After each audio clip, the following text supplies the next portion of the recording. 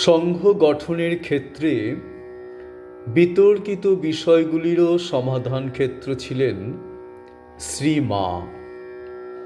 স্বামী বিবেকানন্দের শিব জ্ঞানী জীব সেবার ধারণা তখনও অনেকেই মন থেকে মেনে নিতে পারেননি, কিন্তু শ্রী মার একটি কথায় চিরকালের জন্য এই দ্বন্দ্বের মীমাংসা হয়ে যায়।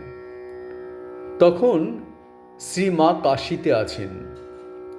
কাশীতে সংঘের যে সেবাশ্রম গড়ে উঠেছিল, সেখানে রোগীদের সেবার কাজ সাধুরাই করতেন। শ্রী মা একদিন সেই সেবাশ্রম দেখতে এলেন।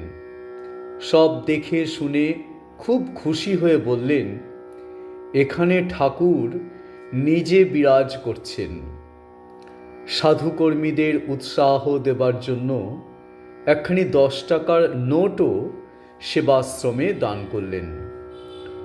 জনৈক ভক্তের প্রশ্নের উত্তরে মা পরে বলেছিলেন, দেখলুম ঠাকুর সেখানে প্রত্যক্ষ বিরাজ করছেন, তাই এসব কাজ হচ্ছে। এসব তাঁরই কাজ। স্বামীজি প্রবর্তিত সেবা ধর্ম সম্বন্ধে যাদের মনে প্রশ্ন ছিল, মায়ের ওই কথায় তাদের সব সংশয় দূর হয়ে যায়।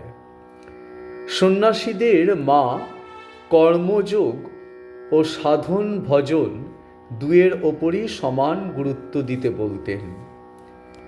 আশ্রমের কাজে জপ ধ্যানে বিঘ্ন হতে পারে একথা বলায় শ্রী মা একবার বলেছিলেন, কাজ আর কার, কাজ তো তারই।